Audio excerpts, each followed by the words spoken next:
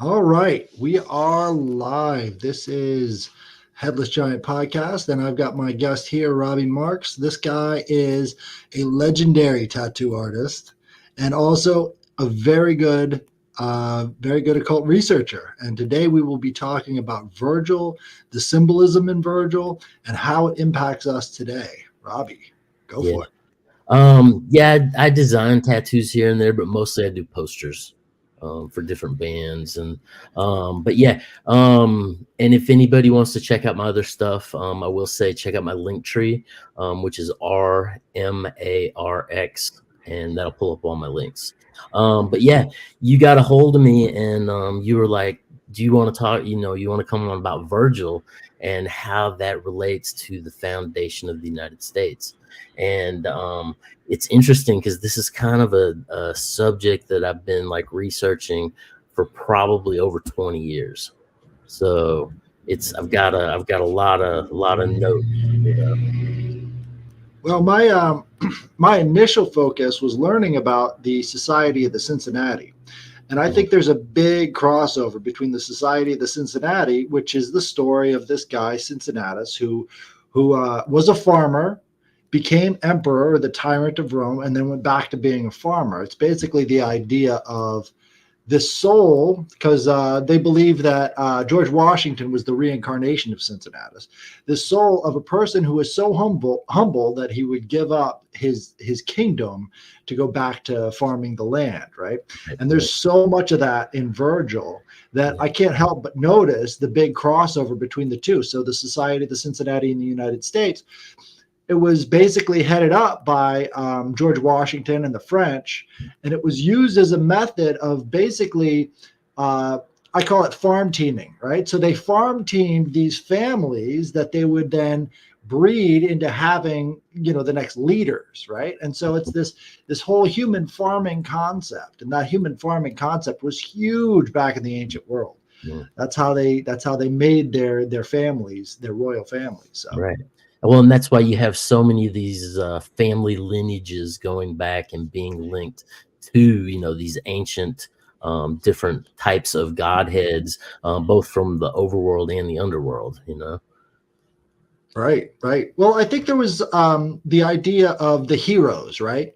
And so the Yes. heroes were these people who descended from the gods, and all of the cities in Greece all were founded by a descendant of the gods. So Mhm. Athens, Thebes, they all had these founding characters Right. that went straight back up to the line of the gods. And so this is how they sort of created that whole idea of monarchy within sort of this democratic sort of framework. Well, it Right. was mostly just Athens that was democratic. The rest of them were all kind of, you know, based And around the Mycenaean king concept. right. And the democracy is not a republic.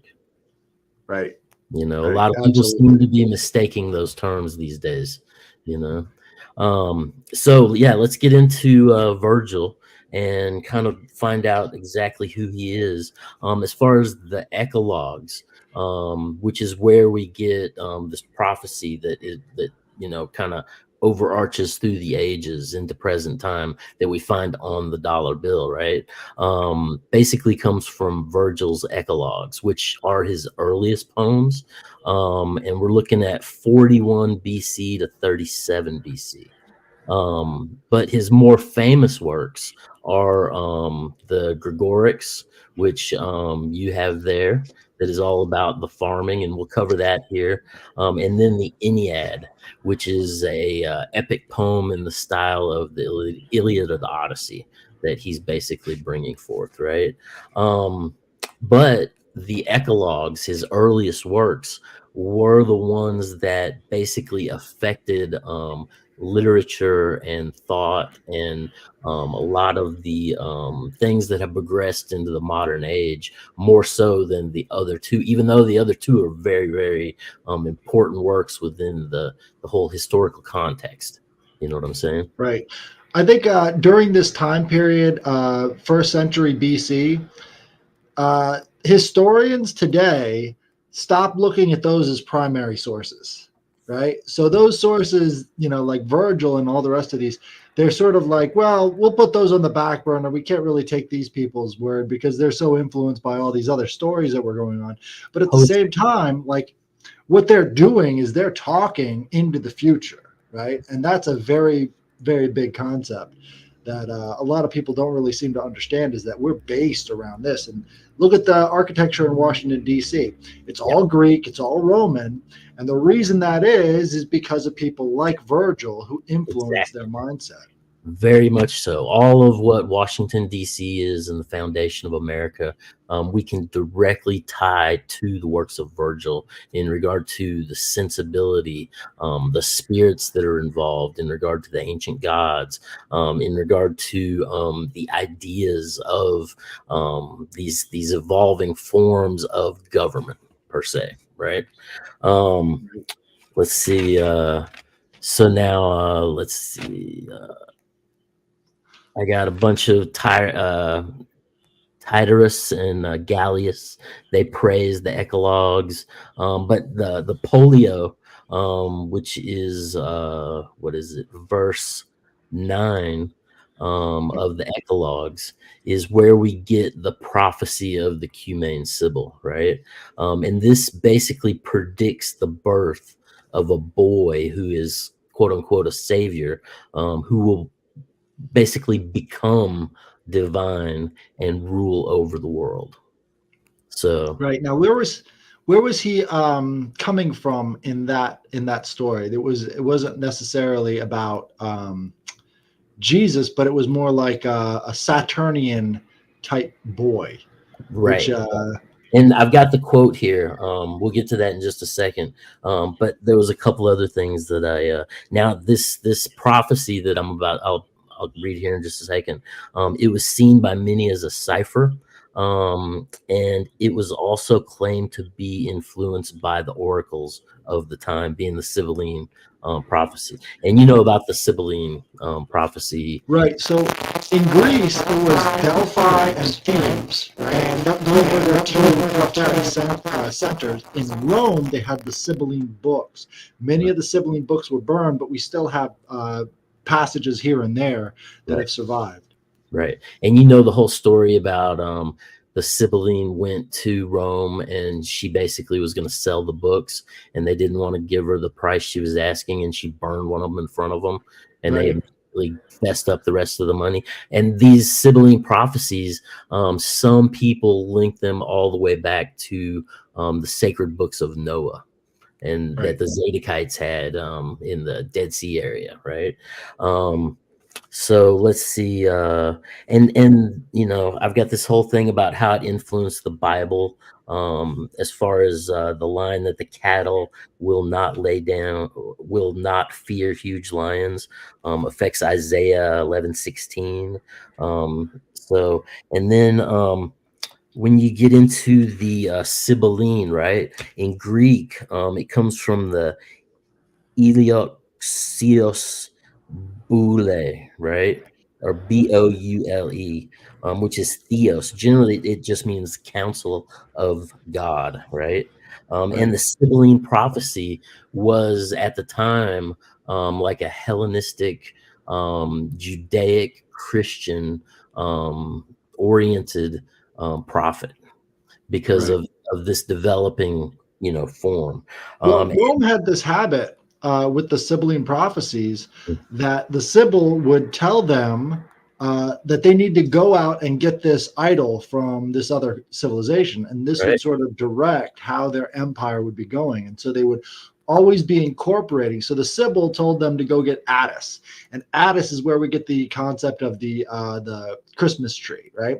It's all about castration and all the rest of the stuff. And it comes from the Anatolian continent, right? This is also where we get the idea of the Phrygian cap, right?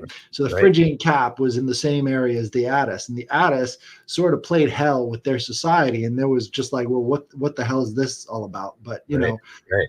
And the Sibylline very much in ways reminds me of the Bene Gesserit witches in the modern, Frank Herbert's Dune from 42, you know.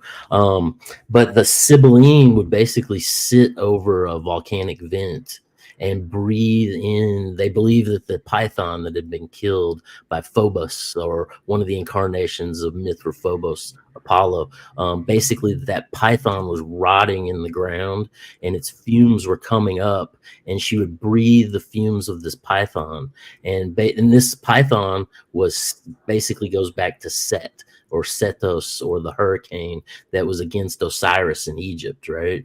But nonetheless, and through the breathing of these fumes, she would have ecstatic visions and basically, prophesy what needed to be done.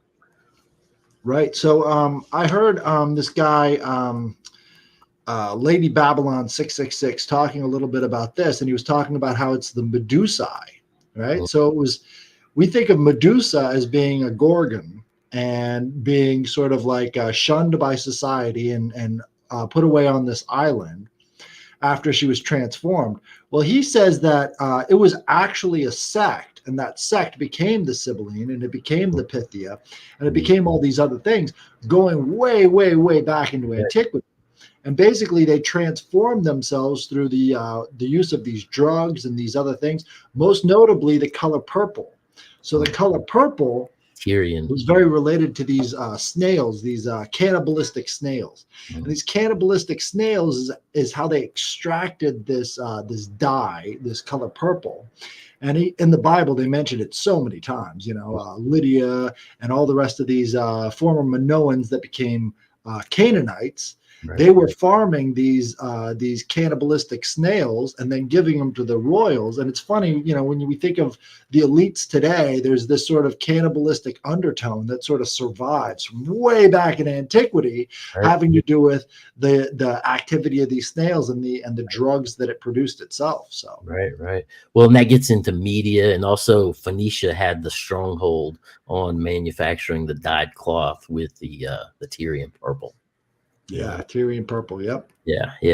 But I was going to say, in regard to that part about Isaiah, the Sibylline prophets, oracles, it's 3.791-3. She said, and this is, 80 years before the 0 point. She said, the lion devouring of flesh will eat husks in the stall like an ox, and tiny children will lead them in chains. So, but it's just interesting, all the tie-overs between the developing God forms and how they're shifting and moving, and the development of the Judaic texts coming out of Zoroastrianism, becoming Christianity and Islam. Right. And all of these movements are sort of indicative of the changing sort of demographics in the region, right? And so this was before the big Iron Age migration, right? Where all of these different tribes up in Northern Europe started moving around. And then you had the Huns to sort of make a wall between the Mediterranean and the rest of Upper Europe. And they said, enough is enough. We're not doing this anymore. We're not going to kill each other. We're just going to stop all of this. We're stopping it, And the Huns, it's very, very, I guess, misunderstood, right? Their influence, because a lot of the royal families all over the Mediterranean region came from that side. And when they put their foot down, that was it, The Huns and all the steppe people, and coming down into the Khazarians, and how that kind of echoes into modern day Israel and Zionism. Right. Once they put that block there, that's when you see, the Celts finally move up into England, right? This is when actually they go into Spain. The Celts settled in Spain for a long time, and then they went up into England. But it basically put a stop to all this. This is why you've got a place called Galatians in Anatolia, because the Gauls were in Anatolia, Yeah. right? These were all different tribes that ended up migrating different places all over Europe. Yeah. Oh, yeah. Yeah. So now this prophecy that kind of everything here is based upon in regard to bringing us forward to the dollar bill. I've got the dollar bill right here, and we've got the little pyramid, and the eagle, and that is this great seal of the United States. Basically, everybody talks about the Novus Ordo Seclorum and the idea of the New World Order, right? But this comes from Virgil, and it's the Eclogues 4, lines 7 through 10, which is called Polio, that poem. And it says, "Now the last age by Cumane's Sibyl sung, he has come and gone, and the majestic roll of circulating centuries begins anew. Justice returns old Saturn's reign, with a new breed of men sent down from heaven. Only do thou, at the boy's birth, in whom the iron shall cease, the golden race arise. Befriend him, chaste Lucine. 'Tis thine own Apollo reigns, and in thy consulate this glorious age, O Polio, shall begin, and the months enter on their mighty march." Right. Right. So what we're seeing there is basically they all heard when Christ arrives, that's when the new age begins. That's when the Novus Ordo Seclorum begins. And so this has been one of the predominant features in European history ever since that moment. This is why they made it the 0 point. Right. They believed that was it. And then we've got our new God. We don't need anything else. Right. And we can move forward from there. Now, it's right there in black and white, but people don't go back to this and think, well, this is why. Yeah. Well, who is Saturn and who is Apollo? Right. Because that's what we're dealing with here. If we look back at what they were saying in the 1st century AD, right, they were calling the Christians and the Hebrews, they were calling them annulators, right? Because they said that they were worshiping Set, again, back to the Set concept, because of this donkey showing up, right? Not only in that was the Roman slur against the Jews, right? Well, it was also using the Christians. They have the same sort of donkey crossover, and this donkey Kronos, right? This Kronos Set crossover, we find again and again, because Kronos is the one who castrated his father Uranus, right? And so it was that action that brought about, all the rest of the Olympians and the fall of the Titans and all the rest of this stuff. So they were very aware and knew exactly the syncretism that was going on between the Hebrews and the Christians and the Romans at the time. So the syncretism has been lost. Like, we don't think in syncretisms anymore, unfortunately. I think if we did, we'd have a lot better understanding of the world around us. But that syncretism was there in the early world, and it's just sort of vanished ever since. And what also is interesting is that on one level, it is seen as the prophecy of the coming Christ child, right? While on the same level, like Christ says, "I am the morning star and the evening star," it also becomes the prophecy of an antichrist. Right. Right. And the morning star and the evening star is a reference to Venus. Right. And Venus is also called Aphrodite in the Albanian ancient myths. Aphrodite means near day. Aphrodite. Now, having that together gives you a greater understanding of how they viewed Venus and what was going on. So it's like the morning star. You see Venus before the sun comes up. Right. And so this concept of Venus is very, very important when it comes to cosmology to them. It also makes a giant flower of the pentacle flower in the sky as it's moving through its progressions, which is also Right. And so you see that in the myths around Pythagoras, right? He was big on that star. That's sort of been lost as well. But the idea there is that the morning and evening star, this idea of the alpha and the omega, the beginning and the end, also goes back to this Venusian concept. Right, right. Um, let's see. Now, some of Virgil's eclogues borrowed from Theocritus, but he didn't imitate him. He styled them in new ways. Virgil, even in certain cases, writes himself into his own poems as some of the characters, right? Um, and now his full name was Plebeius Virgilius Maro, and he was born October 8th or October 15th, 70 BC, and he lived until September 21st, 19 BC. Um, let's see, he was a poet of the Augustinian period in the reign of Caesar Augustus, the first Roman emperor after Julius Caesar was slain, being what they generally term as the golden age of Latin literature.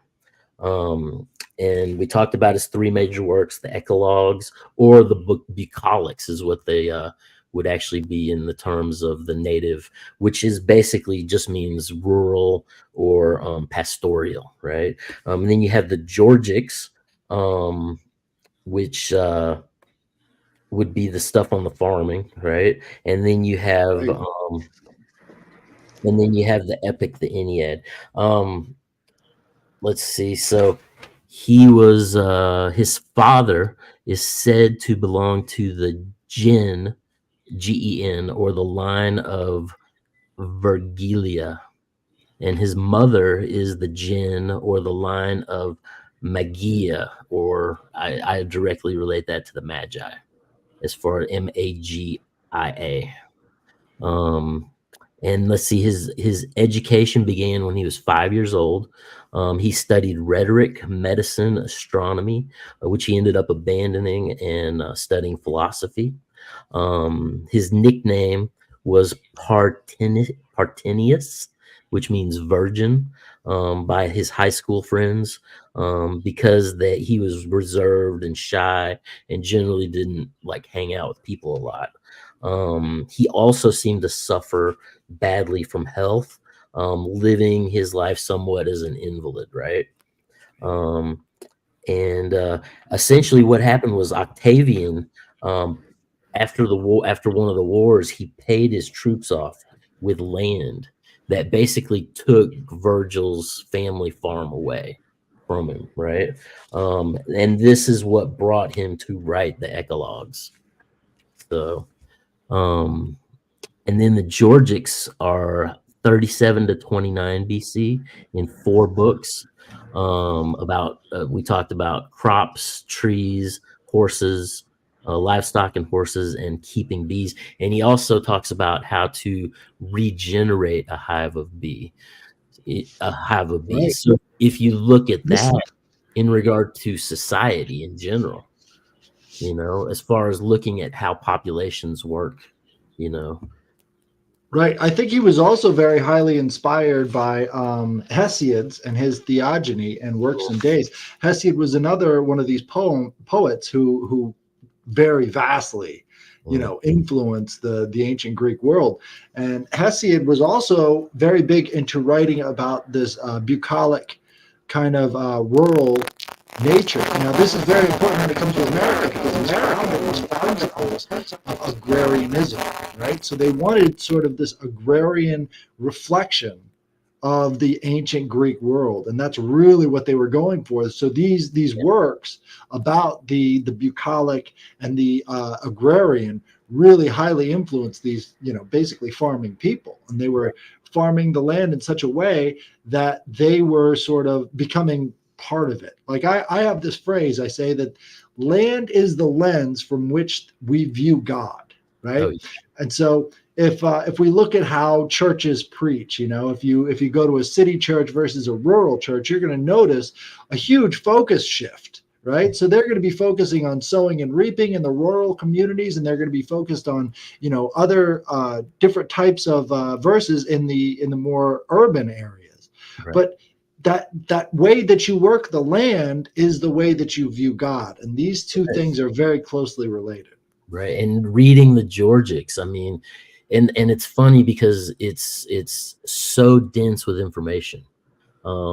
Every time you go through it, you see different things, you get different enlightening points out of it.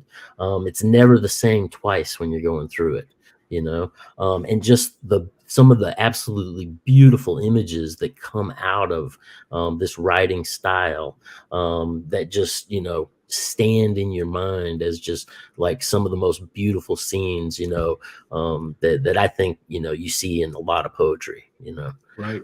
Well, I think one of the main focuses that you find over and over again when it comes to the Gorgics is the idea of toil. And Yeah. toil is so central to it all. And it's like, you must work, you must work, you must work. Right. And you see that in the Protestant work ethic that we developed here.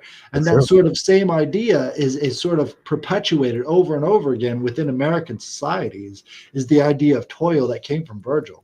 Right. And also, I mean, it's very dynamic in regard to a waveform as far as how he writes it, because there is, yes, the toil. The toil is necessary, but also you see the breathing life coming forth.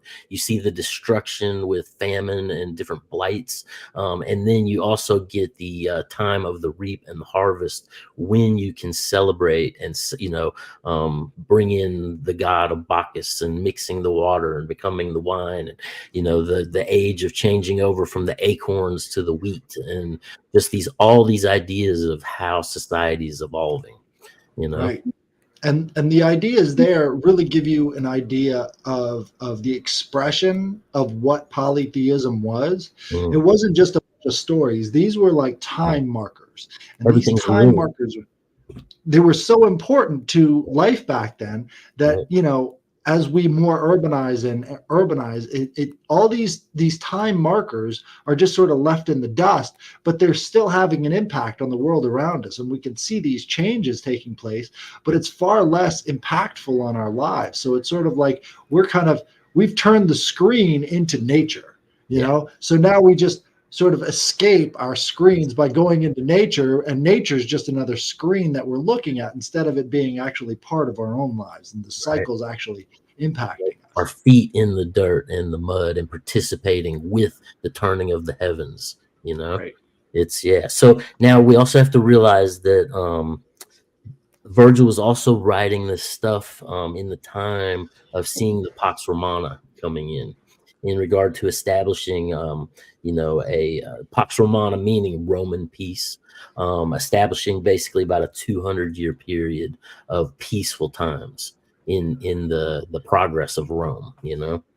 And Right. it also gives us a lot of the differences between peace and wartime within the text itself, Right. you Right. know. And that transition period is so important, especially when we're looking at our own sort of declining society, and how what are we moving into? Are we moving into a place where we no longer send our young men and women across the seas to go fight in these wars forever, or are we going to get stuck in sort of like this inflationary warfare state forever? You know, when is the focus going to change? Because I don't think American productivity is going to fall. We still have a lot of these foundations that Virgil laid out. Oh yeah. So Well, and I think that, you know, when we look at like the ideas, you know, people compare the modern TikTok algorithm between China and America, and it's like, what are they feeding America versus what are they feeding China, right? And it's the whole idea of the government provides the propaganda that's necessary for a functioning society, right? shifts the focus. Yeah, and the Georgics very much were a new type of poem that was created, that was an instructive type of poem that told the farmer when to harvest, when to plant, how to choose the different ewes and the sheep, and like I talked about earlier, as far as examining the tongue, and if there's a spot on the tongue, you don't get that sheep, because then you're going to get spots in your wool and you won't get the pure white wool. So, you know, it becomes a new type of literature for the establishment of building the state of Rome progressively towards a positive end. Right. And in Greece, they had what they called the rustic gods. And the rustic gods are some of the oldest gods, right? Which would include Hermes as well. Mhm. Hermes was one of the rustic gods. And then you had Hermes' son, Aristeus. And Aristeus in Greek means the most valuable or the most useful. Mhm. And it's funny because he's included in the stories about what's his name? The guy who started all the songs in Greece. They had a whole priesthood dedicated to him. The Orpheus. Orpheus, yeah. So Orpheus's woman was frightened by Aristeus, and then she runs away and ends up getting bit by a snake and dying, right? But the idea there is like, what's this pastoral God doing in this story? I still haven't figured that part out. But he later had to atone for his misdeeds Mm. of frightening this woman, and so he engaged in what was called the Begonia ritual. And the Begonia ritual took place all around the Mediterranean, which is where they would take a bull, put it inside of a shack, and then like I think it was 12 men would be in that tiny shack with that bull, and they had to beat that bull to death. I'm sure there's a lot more to it, but in the Brushes. text, Yeah. right, in the text they sort of gloss over exactly the procedure, but the idea there is that later, as that bull is rotting, bees will come forth out of the corpse of that bull, and these will be honeybees. And so from there, you can have these beehives which produce honey, which would be like the ultimate gift from the gods, right? Because it doesn't spoil; it's Last spray. sweet forever, Yep. right? Right. They've So even found honey from some of the Egyptian tombs that is still, in good still quality. edible. Yeah, yeah.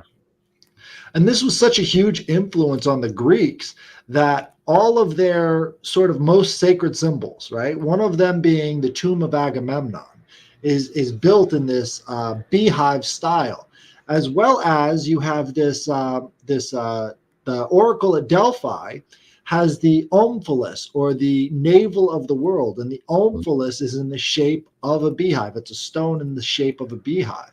So all of these most sacred symbols to the ancient societies are beehives. And what do we see?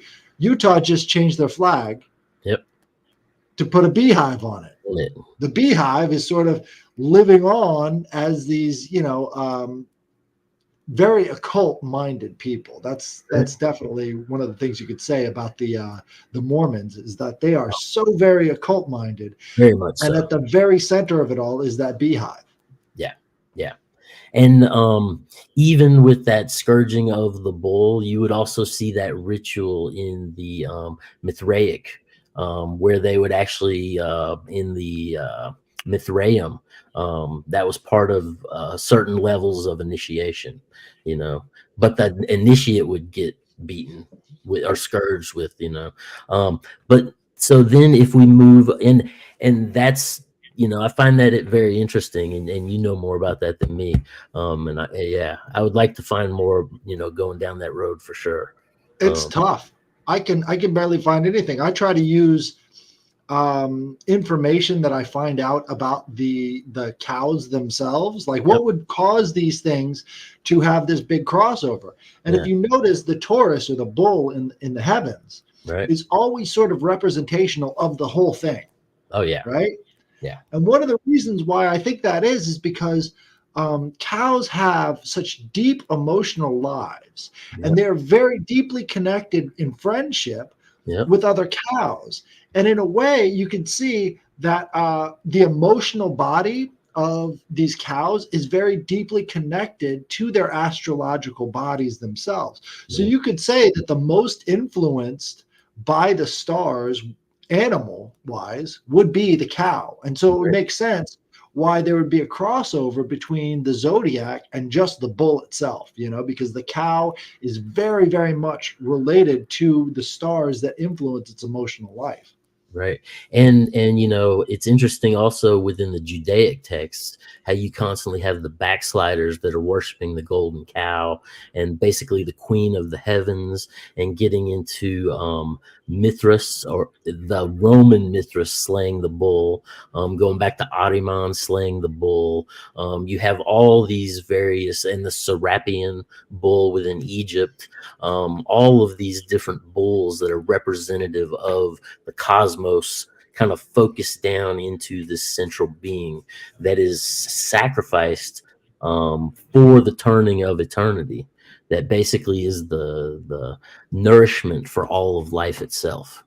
Right. And we can go over into India. Yeah. Basically, everywhere the Proto Indo Europeans went, all over, that continent and into Asia, you find this bull over and over and over again because it was one of the domesticated animals that they brought with them. The other one being the horse, and I like to say that this horse idea shaped the rest of history, right? Yeah. So you've got this empire of the horse, which is like the very first tank. This thing is fast, it is brutal, and it actually can go into battle. Like if you think about it, what other animal can you take into battle with you other than like a dog? Yeah, But even that was something, right? And so these war horses, which are incredibly fast that you can shoot arrows off of the back of, this was like a quantum leap when you're talking about these Stone Age people, right? And so they became the very first empire that just spread out all over everywhere. And you find that the Greeks say that they were descended from the Pelasgians, which would be the first people who created the horse. And you find in their royal families, it all traces right back up to the Proto-Indo-European peoples, the Scythians that they called them. And the Romans, same thing, and you find in the languages, it's all influenced by this Proto-Indo-European.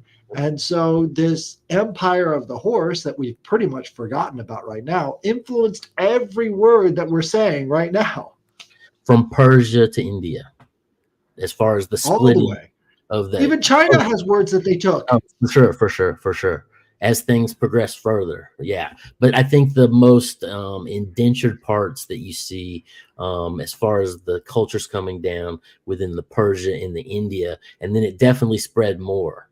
But early on, those proto Aryan cultures, yeah. Right.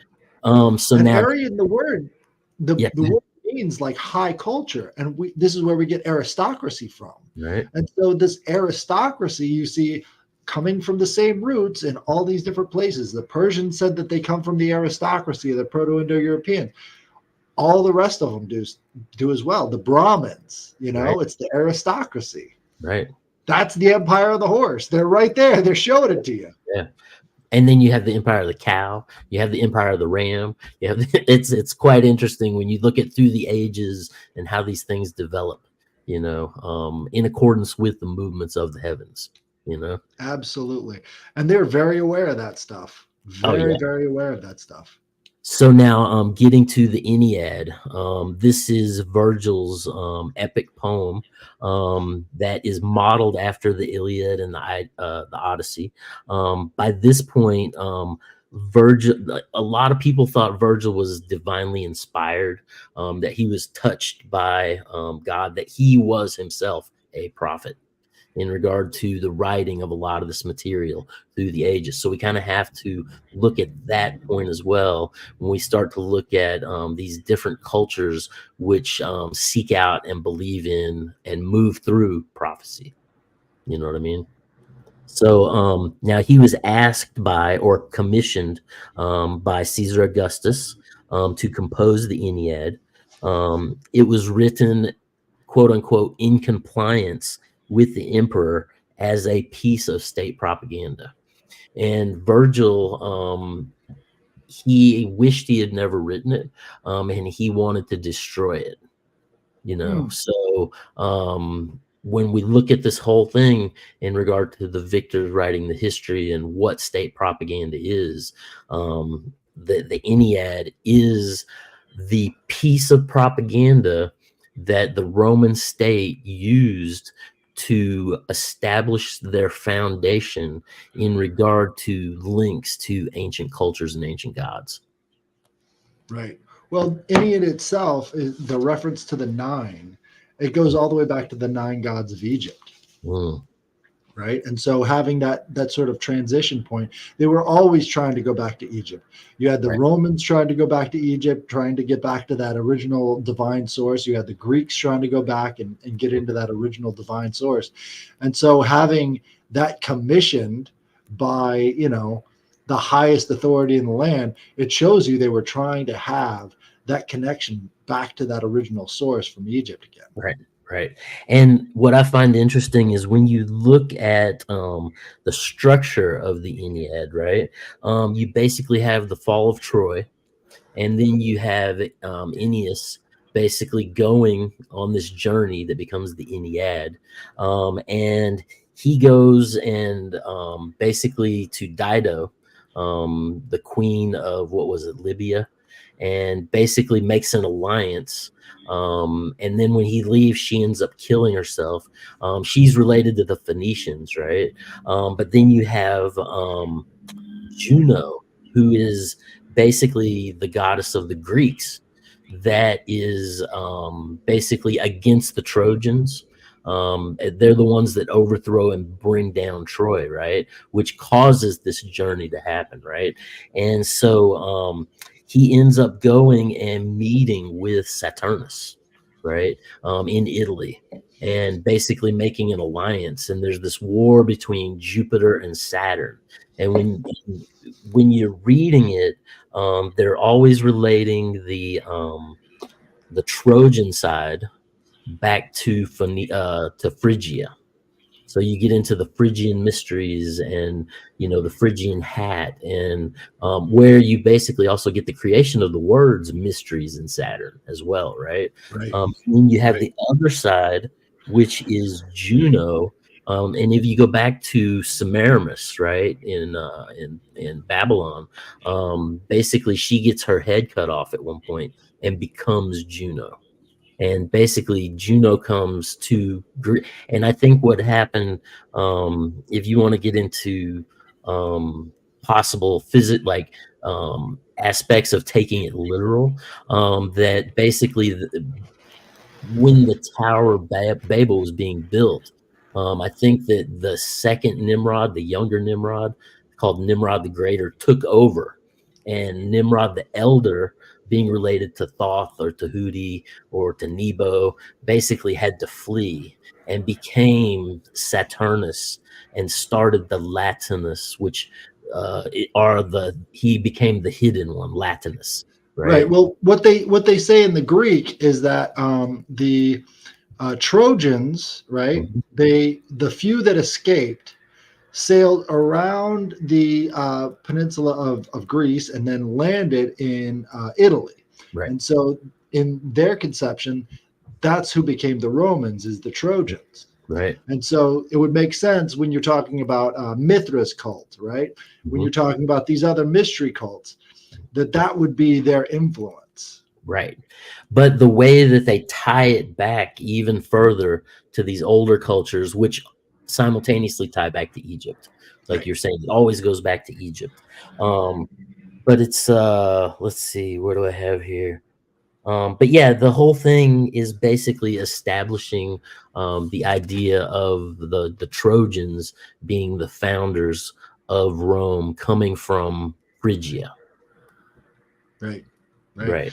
And that Phrygian cap is so all pervading Yeah. throughout all of history. It's still on the seal of the United States Army today.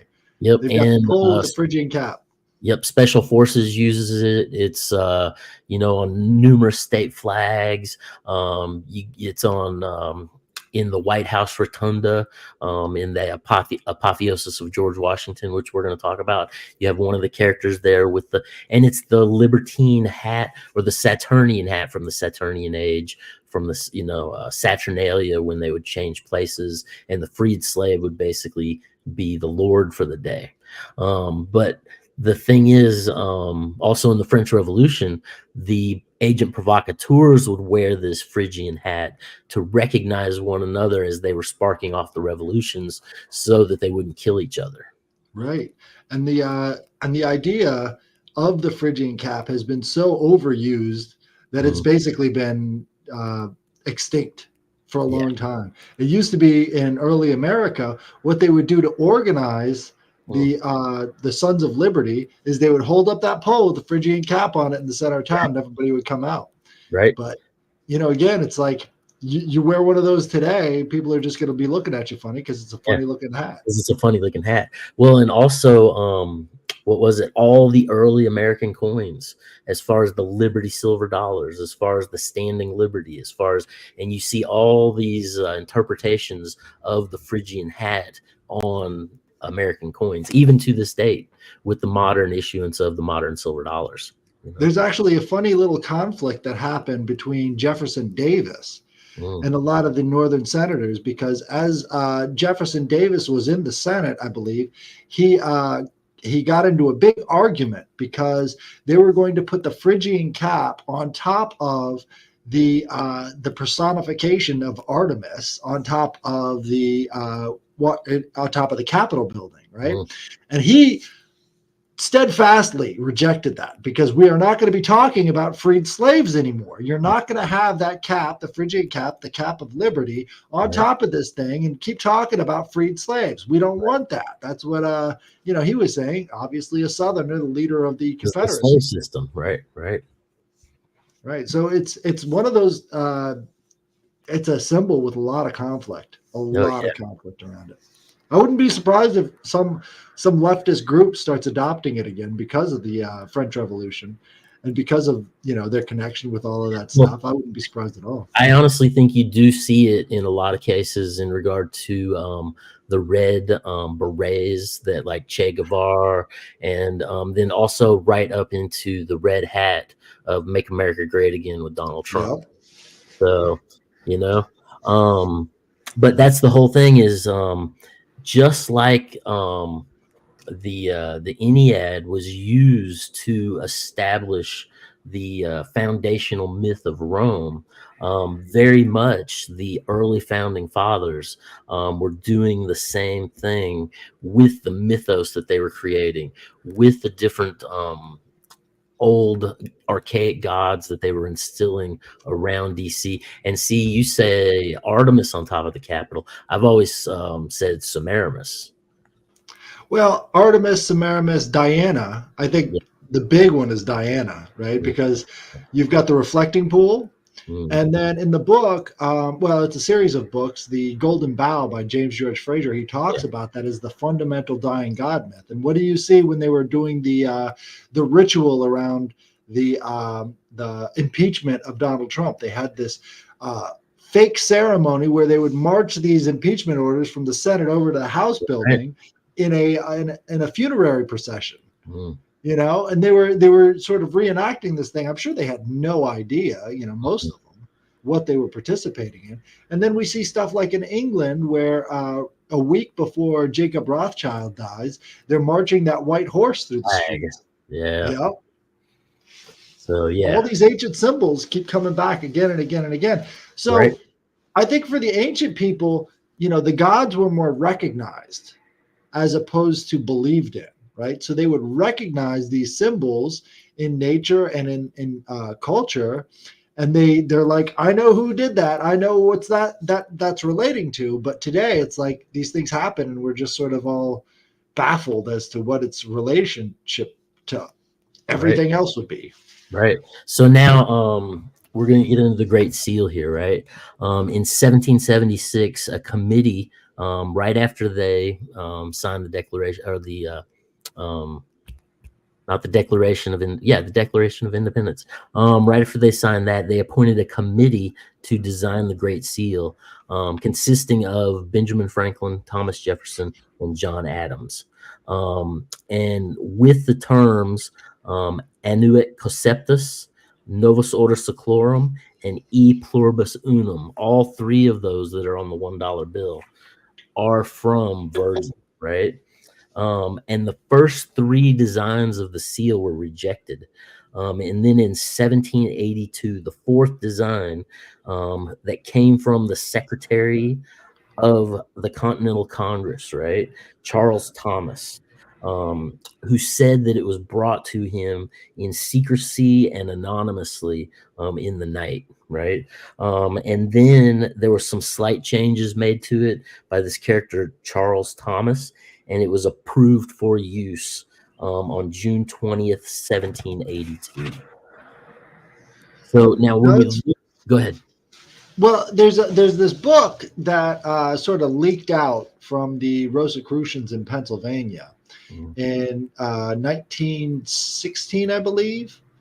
Yes, it was called the Convocation and Rules, I believe. If you look up the 76th Convocation, what you'll find is that they've got in that book the seal that became the seal on the dollar bill in 1934. So they had it in 1916, and then in 1934 it was finally adopted and put on the dollar bill. So I think that's an interesting continuity there between all of these different factors. And this place in Pennsylvania being, you know, the basic home for Rosicrucianism in America, this convocation was a meeting of the Freemasons, the Illuminati, all of the groups were there in Pennsylvania at this place. So I think, you know, it's one of these things. It's like nobody's talking about that kind of stuff. Nobody's talking about the continuity. Right. And this is stuff that has been discussed and debated, and a lot of the stuff that I'm going to be talking about is nothing new, you know, because we're talking about, you know, a 2,500 year process of development in regard to how this ended up coming into the ideas of the foundation of the country itself, you know. Right. So now the seal itself, right? The pyramid side is the front, and the eagle or the phoenix side is the back. And you know, when you get into the eagle or the phoenix with the 13 olive leaves for peace, 13, you know, arrows for war, and then just all the 13s involved in the makeup of the whole dollar bill are essentially the number of death and rebirth, the number of the reborn God per se, right? And that becomes very relevant in regard to the idea of how this prophecy kind of develops, right? As far as this, the 12 plus the 1. Yeah, just like Jesus and the 12 disciples and Jesus, you know, and the "Don't Tread on Me" flag, and you just see it echoing, you know, over and over. Interesting, or I guess crossover would be the flag of Washington D.C. If you could think of it, they call it the seal of, or the heraldry of the George Washington family. But what it is 3 stars on top of 2 bars. That is the Aztec number 13, because the bars represents the 5 and the stars represent the numbers leading up to 5. And so it's funny, it's also on the Purple Heart. So on the Purple Heart ribbon is the seal of George Washington. Now it's funny because, you know, we're sort of like this continuation of the Aztec Empire as well. And in the 76th Convocation, they talk about this pyramid of fire. And the pyramid of fire is right off the coast of Mexico, and they talk about this pyramid of fire is sort of under the water. That was discovered in 2015. This massive pyramid under the water, right off the western edge of Cuba, really close to Mexico. How would they know about that stuff unless there's some sort of a connection with this previous culture that sort of survived in all these myths throughout the years? Well, and the Mayans themselves are a sort of Freemasonry. And I'll get into that here in a little bit. And then you got the Order of Quetzalcoatl and the higher levels of Freemasonry as well, you know. But I was going to say, this even has a link in regard to the foundation of entering the Promised Land and the foundation of the United States as a country itself, right? Because within the like the Kabbalah, as far as taking the highest, most sacred number of 888, and you add it to itself, right? And you get 1776. And they believe that Abraham went into the promised land in 1776 BC. And they believe that, they should found the country of America in 1776 in regard to bringing this prophecy to completion, right? Right. So, now let's see. That would be when Joshua, the successor of Moses, led the Israelites into the Promised Land, essentially taking possession of it. And I just wonder about the older origins of Jerusalem. There's the long-standing idea that Jerusalem was in Africa. And I find that interesting. It's not a trail I've quite gone down yet, but I do like to see all the facets and all the different sides of the story, and kind of because holistically you want a rounded out vision, because there are so many contradictions within everything. You know what I mean? Right. Well, that could have to do with why the out of Africa theory is so popular, right? Because you've got this influence saying, well, there's this Judea over in the Ivory Coast, right? So maybe there's this link between there and here, because a lot of what the academic world does is just a reflection of the theological foundations that went into academia, right? Right. And so they're not willing to look at anything else right now, even though there's a lot of stunning evidence coming out of Italy, of all places, that there are, skulls even older than their out of Africa theory. Yeah. Well, and also there's also the theory that the original Jerusalem was in Italy as well, with the pillar of fire and smoke being Mount Vesuvius. I've walked down that road as well. But also in 1776, you have the foundation of the Illuminati under Adam Weishaupt, Absolutely, yep. And so you've got all these competing factors using the same numbers as their basis. Right. That numerology is so important. Yeah, and I think honestly, a lot of these factions link into each other when you trace them back. And it's just different offshoots and schisms, and then they begin to compete for power, and in some cases work together as well.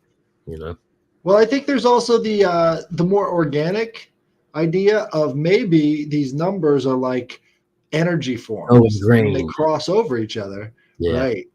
Yeah. And so there is an organic factor to that too. Yeah, I would agree. I always say that the reality we live in is a fractal, and anything that can happen will happen. And that way you're never surprised. So now the line Novus Ordo Seclorum, right, comes from Eclogue 4, line 5. Basically it says I already read over that. But also interestingly, what was it? George H.W. Bush, in his 9/11 speech, when he's like, a new world order, and then George W. Bush the younger, in his inaugural address, he says, when our founding fathers declared a new order of the ages, they were acting on an ancient hope that is meant to be fulfilled. So Manly P. Hall. Oh yeah, Manly P. Hall wrote the book, The Secret Destiny of America. Right? And Francis Bacon wrote The New Atlantis, which also has an effect on this idea of this enlightened society ruled by philosopher kings, and kind of getting into the utopian ideas of all the various utopians. Right. But if we're taking that view, right, this philosopher king view and the polytheistic view, what does having these two octogenarians running against each other say about the energy in our country, if not for the fact that it's already dead? Like, it should be, Don Jr. versus the descendant of Joe Biden. Yeah. Well, I mean, we've had consistent dynasties building. You have what was it, the 13-year-old girl that traced every president of one back to George the Third. You just get into all of this wishy-washy stuff and cousins and family and, interrelations and, the queen saying she's related to Muhammad, the king saying he's related to Vlad the Impaler. And is it just a force generator? I mean, or is it that they actually keep and maintain and try to keep it in the family? Right. Well, the Order of Cincinnati, or the Society of the Cincinnati, keeps records of all of that stuff. They're Right. farming people for this very purpose. And if they failed so miserably that the only energy they can muster is two octogenarians whose brains are failing them, what does that say about the energy behind them? Maybe it's gotten so stagnant that it's actually dying. And that's the possibility to get into, because if they could fill that void with new energy and new life, I think they would. Yeah. Well, and that's the thing. A lot of since everyone's been indoctrinated into the, black scrawling mirror, everyone's forgotten about a lot of these ideas. Everyone no longer directly participates with the earth and the stars and the turnings of the seasons and the natural world, right? So now the Annuit Conceptus, right? That is in the Ennead. And that comes from book 9, essentially, right? And it reads Luipater omnipotus aduascabus dunu soeptus, right? Which basically means a prayer of Ascaleus, son of hero Ennius, Jupiter Almighty, favor bold undertakings, or my bold undertakings, right? And this is just before he slays an enemy called Numanus.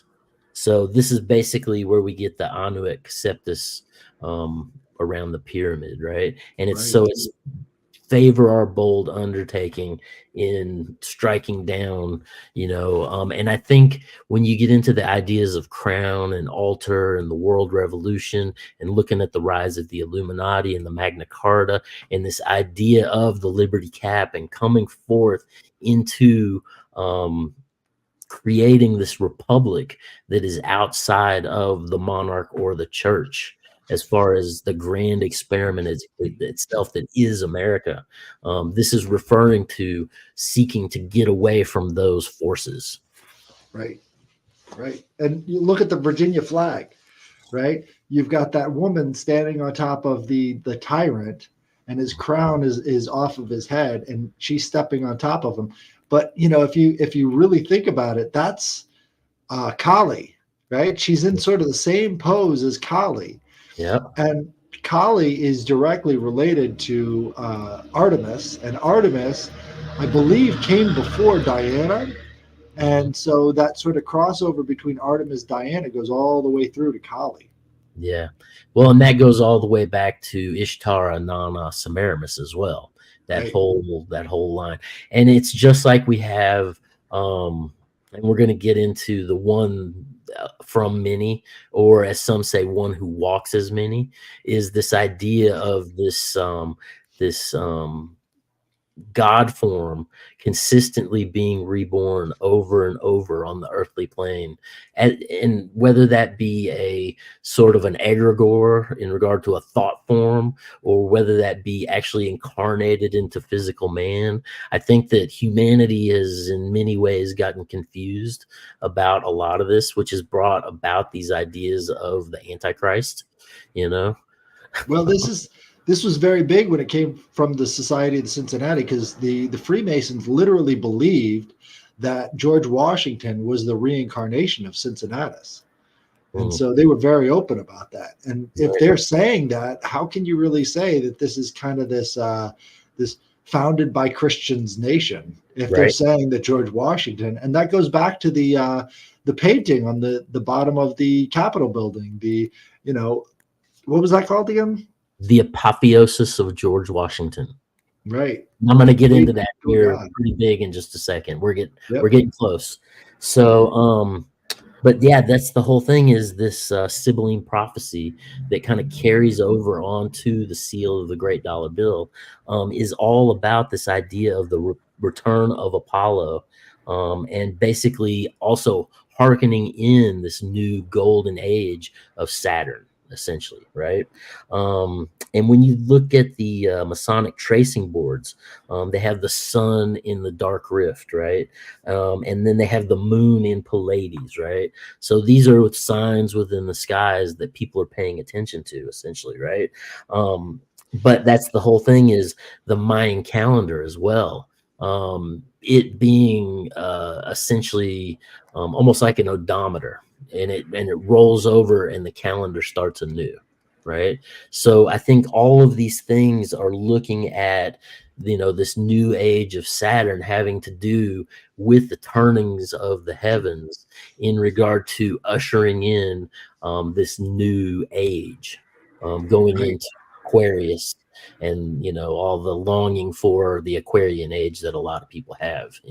Right. And Apollo is this sun god, right? And having that sun god enter this new Apollonian kind of Aquarian age, and Aquarius is ruled by Saturn, but Right. Saturn is often compared to the old sun. Like they were the old sun under the golden age in antiquity was Mm. Saturn. And then as it moved away from that, it became this sort of Jupiterian concept, Right. right? And then from Jupiter, it became Helios. But Mhm. Helios is sort of like this all present, because Helios is born of the Titans, right? Which would be the previous generation to the Olympians.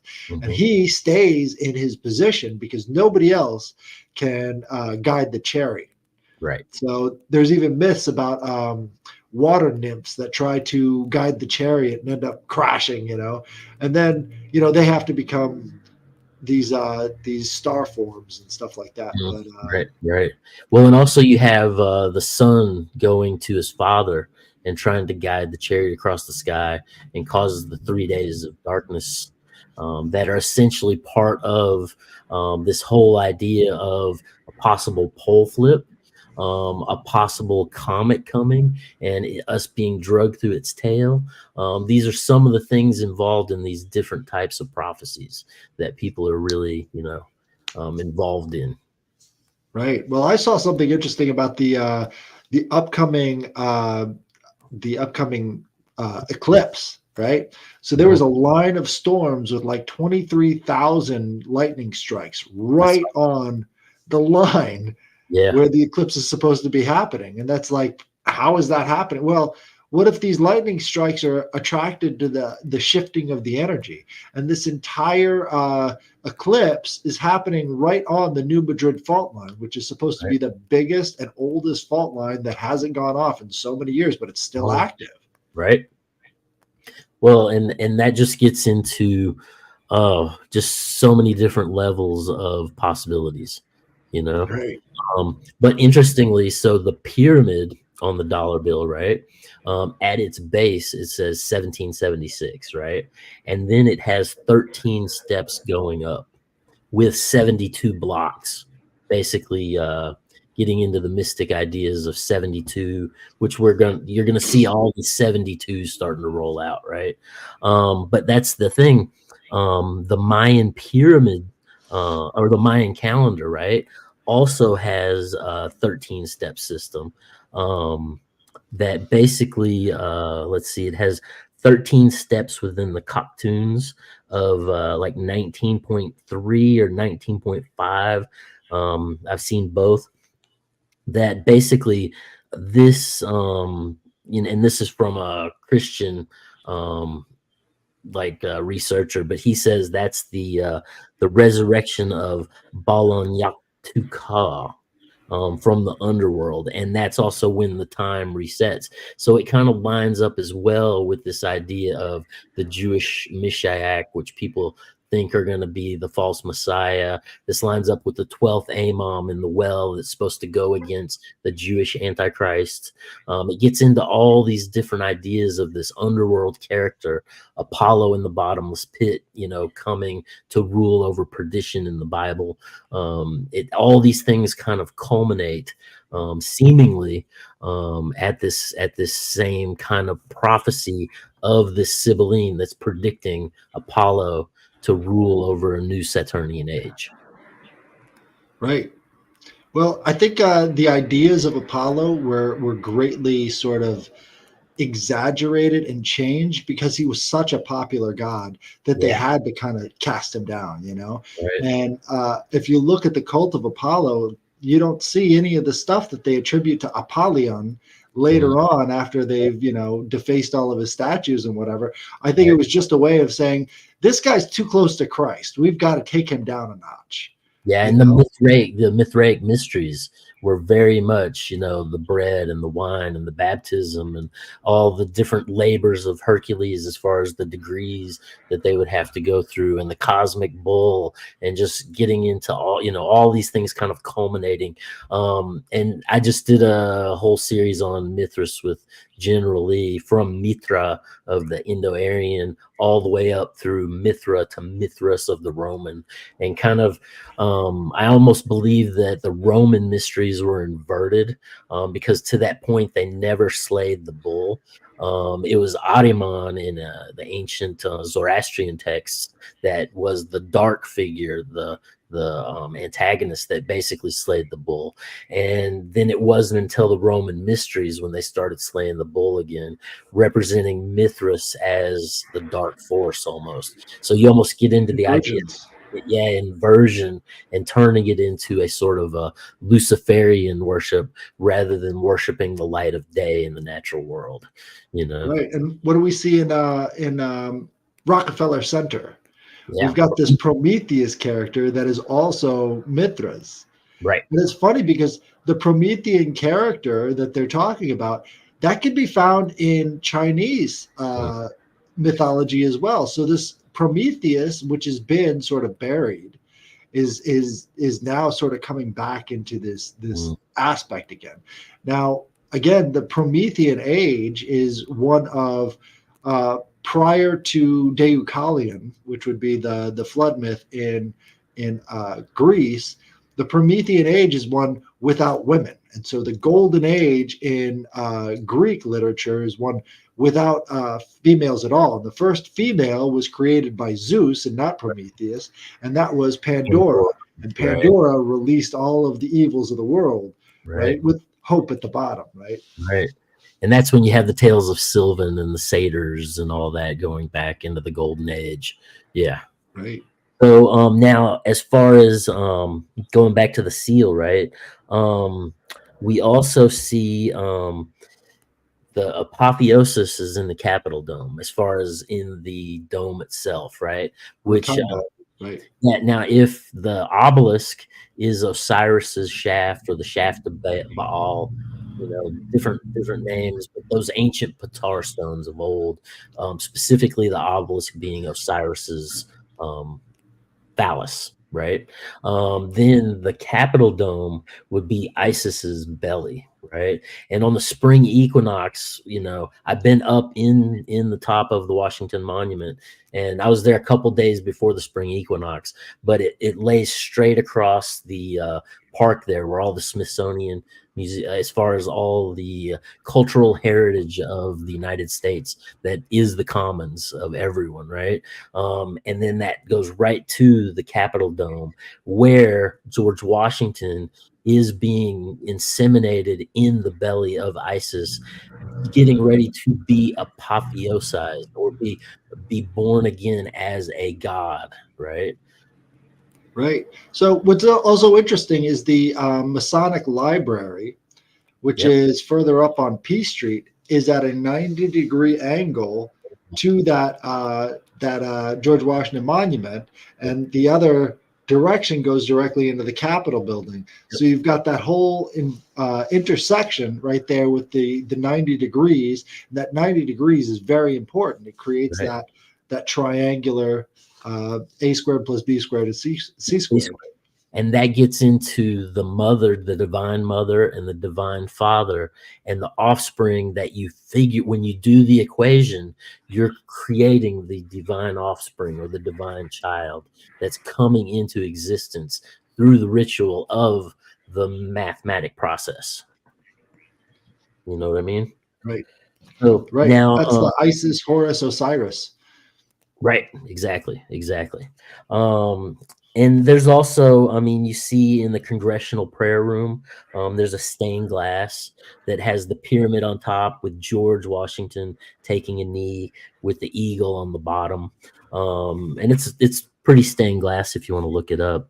But let's see. So now when we get into Apophis, right, or Apep, or Yep. Apepi, he is the Egyptian deity who embodied the darkness and disorder. He is the opponent of light, right? And when we look, there's a long history of this idea of apotheosis within these liberty cultures, right? And if you go all the way back to Voltaire, Voltaire, when he was in the woods in Germany, basically creating the encyclopedists and coming out with the first dictionaries that were defining words and basically subtly beginning to affect in a new well, it's an old form of propaganda, but it was being used to basically as an assault against the church and the state, right? But at that time, Voltaire was actually initiating Jacobites and different kings and queens as well into his own Mithraic order. And Voltaire is one of the high saints of the Jacobites. And basically, it was all about apotheosis, right? And they had the ceremony of the apotheosis of Voltaire. You also see, I found an old poster. I should have gotten it when I saw it, but I didn't. But it's an old poster of Napoleon getting apotheosized, and it said the apotheosis of Napoleon, right? So Both George Washington and Napoleon were members of the Society of the Cincinnati as well. Wow. See, I didn't know that. So yeah, and then again you have, and Benjamin Franklin was as well. I don't know if he was, because originally it was only for the continental general or continental officers.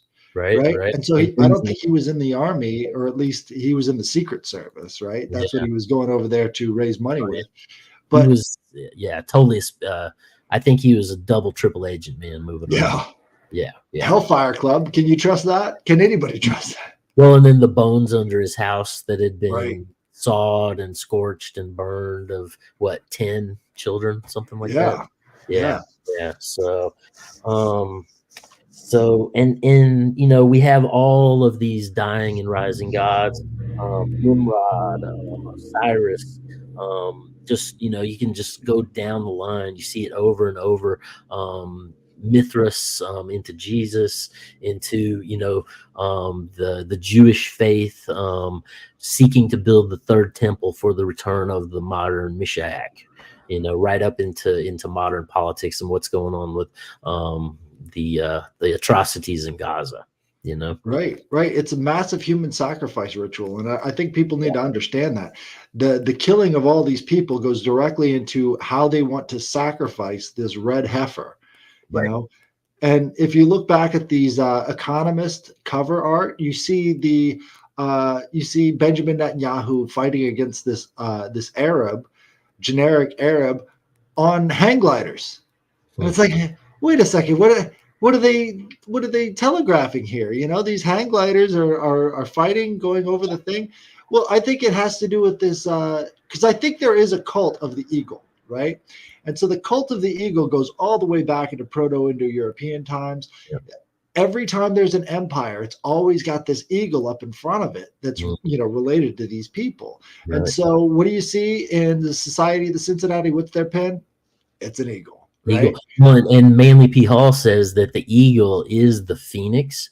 And when you go back into the idea of the Exodus, which there's not a lot of cohesive history to actually confirm that it happened, but when the Israelites came down and took over Cana, right?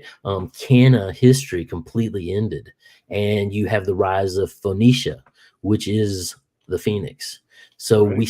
we see it within culture as well, as far as how cultures are moving and how they're using this bird, and also Rome, right, carrying the eagle or the phoenix in front of it. And if you go back to the Trojans, if you read Plutarch's live series, basically when the Hebrews were trying to rebuild the second temple, they sent requests to the Trojans for help, and the Trojans said they consulted their ancient books, and they found that the Trojans came from the same stock as Abraham, and that if they Uh, needed any I think help, it's not the Trojans. It was the ones on the Peloponnese. What are they called? Not the Trojans. The ones that always fought against the Athenians. What are they called? The uh, Spartans. the It was the Spartans, Spartans. maybe it was the Yeah, Spartans. yeah. Okay, okay, yeah, okay. I'll have to go back and relook at that Right. because No, it was the Spartans that helped them expel the tyrant Greek that was, ruining their civilization and creating this massive amount of chaos. He was the archetype for the Antichrist. right, Right. And so that's where you see all of these same indicators is from this one guy. I forgot his name, but yeah. the Spartans came in and saved the day for the Hebrews, and they said, no, we have the same similar ancestry. And it's like, how is this happening? What's going on here? Right, and that was when the current Roman king stepped up and freed all the slaves, and all the merchants got mad at that same time. If you Interesting. remember that part, but yeah, I'm sure you're right there. But I'm definitely gonna have to go back and revisit that. Um, but let's see. So it was said that these humans that would become apotheosized were chosen by the gods themselves through process, right? So it's almost like you know divinely chosen individuals become enlightened at a certain point and become these individuals within the history, right? It's numerical gateways, right? So if all of these different numbers match up, it's like a Pythagorean chorus of heaven. All of the numbers have matched up, and then it reverberates throughout all of history. And I think it's no coincidence we're doing this on 322. 322. Yeah, that is. I didn't even think about that till right now, huh? Getting into the whole skull and bones and the Right. equinox and but and there's I've read some interesting theories that it's the idea of finding the Holy Grail, and that essentially when you do this, the force that's trapped in the inner earth comes earthbound, and then the earthly soul switches place and goes into the inner earth and becomes quote unquote immortal and lives forever, in Right. that timeless space, right? But Well, I that's think there's a go ahead, I think there's a huge crossover between this Holy Grail concept right? and have you ever heard of the Cup of Lethe? I've heard of the cup of Latinus. Oh, well, the Cup of Lethe is what the Greeks believed that you had to drink Yeah, before you could be reincarnated, and it caused you to lose all of your memory. So this memory. river of Yeah, Lethe, yep. they I would do recall that. Yeah, right, and so basically, if you retain all of your memories from one life to the next, yep, none of this is fun anymore. right. Right? You don't have a good time because Yeah, the more knowledgeable you are about the world, the more separate you are from right, everyone else. So right. you have to have this renewal process. And so there was this painting by a guy named Gustav Klimt called Medicine. And in Medicine, you've got the daughter of Asclepius, which Asclepius is the Greek god of healing, Right. right? Offering this cup of Lethe to a soul as it's re-entering the river of souls, which would be like the, the living world. And in the Right. river of souls behind her, all of the souls are asleep, right? So they've all got their eyes closed. But as you're taking the cup and you're drinking it, basically you can sleep back into the world of the living. And Right. so it's when you're dead that you're awake, and when you're alive that you're Yes. asleep. And dreaming. And right. And so it's sort of like, this is the medicine you have to take before you can come back into the world and lose all of these memories. Right. Almost like we're in that 3-day coma of remembering that before we're elevated and pulled out, by the lion's paw, like what's the biblical character that's resurrected. Oh man, I can't believe I forgot it. It's right on the What's tip of my tongue. Lazarus. Lazarus, yeah. Yeah. So now so this painting in the Capitol Rotunda, right? It's by Constantino Brumidi, and he paints it in 1865. It's 4,664 square feet, which I find interesting because somehow they're square in the circle there. But now it's in the Capitol Rotunda, right? And when you look at this painting, George Washington is in the heavens, sitting on high on the second level above the earthly god forms, right? Right. And when you look at those earthly god forms, he's surrounded by Neptune, which would be wisdom, Mercury, which would be commerce, Vulcan, and Mercury, I think, is where you see the Phrygian hat. Vulcan, which would be the weapons of the gods, or the master of the forge, kind of getting into the cult of blacksmith, kind of going back to Cain, right? And then you would have Ceres, which is agriculture, or Ceres, agriculture. And then you have Libertatis. Now, that's the one with the Phrygian hat. Libertatis is the one with the Phrygian hat. Mercury's got that more pan hat, right? Right. With the Right. feathers, yeah. Yeah. Which Libertas, when you go back into the old goddess cults of Sumeria and Babylonia, they were always represented as liberty and justice. And they were always as well represented by the dove. A lot of times you would see the body missing and you would just see the tail feathers and the wings. And it's this idea of an etheric form kind of above our reality, much like you see with the headless giant. The idea that the head itself is etheric and outside of this realm, and more the conceptual universal idea of what is to become that is all, yeah. Right. It's the idea that the whole world is the head and you're just sort of sleeping your way through it. Yeah. But it's really interesting how Libertas becomes Columbia in the ancient Roman into the modern period. So right as they're transitioning into Christianity, Libertas becomes Columbia, and then Columbia becomes the goddess of America. So it's almost like it goes underground for several hundred years and pops right back up as the District of Columbia. Yes. Right.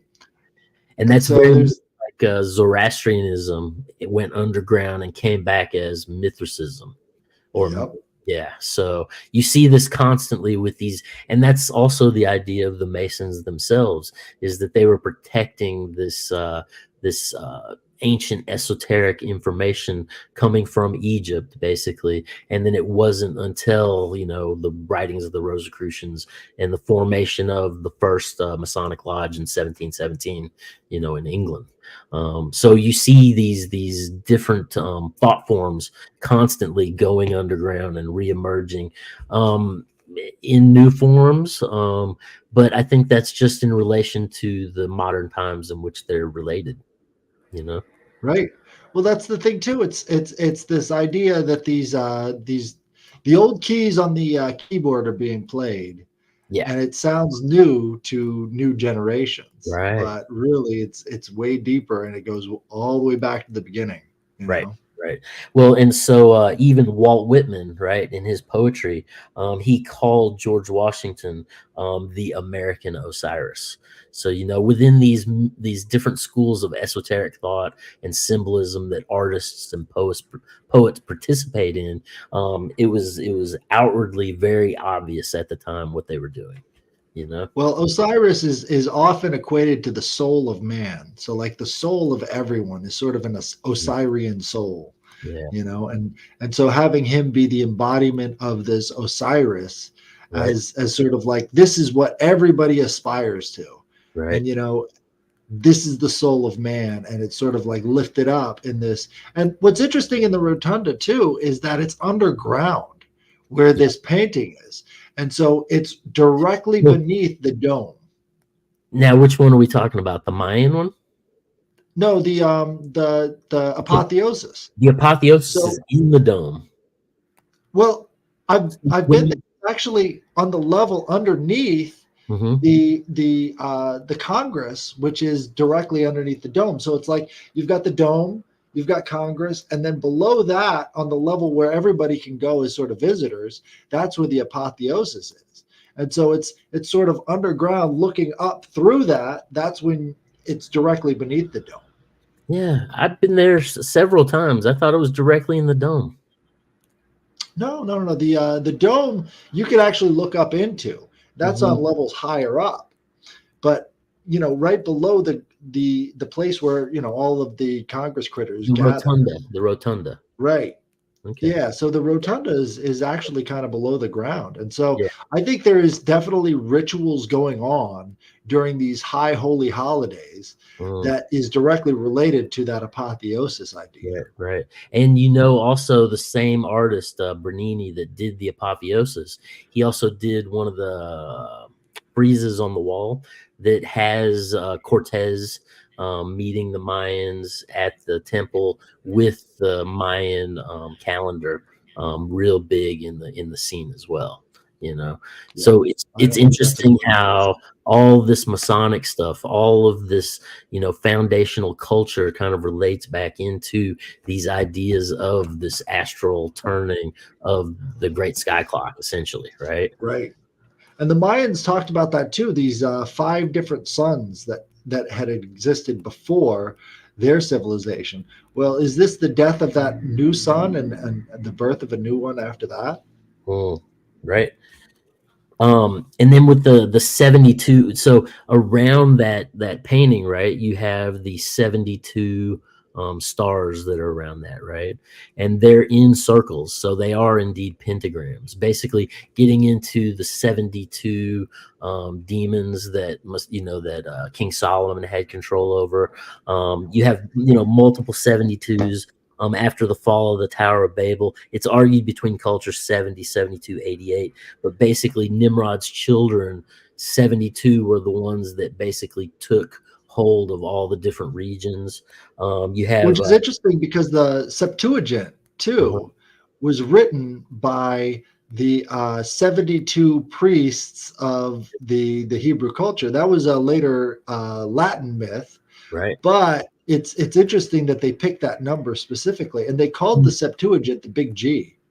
The big G. But Yeah, it's funny because a lot of times you'll find 70, you'll find other numbers, but the most consistent history that it seems to go with is 72. And just like with the King James Bible, I found 70 and I found 72 scholars that basically put the books in, order and decided what was canonical. And then 72 in general, when you get into it, it's the one turning of the full 360 degree of the 5 cycles, basically, that the Mayan calendar moves through, that the Rosicrucian rose represents, that the Lutheran rose represents. You see these 5 cycles. it's the same rose. What's that? A lot of people don't realize the Lutheran rose Hmm. and the Rosicrucian rose are the same ones. Indeed, yes. So, let's see. So, but yeah, so you have 72 pentagrams, basically representing, controlling all of the earthly demon or archonic forms, however you want to look at it.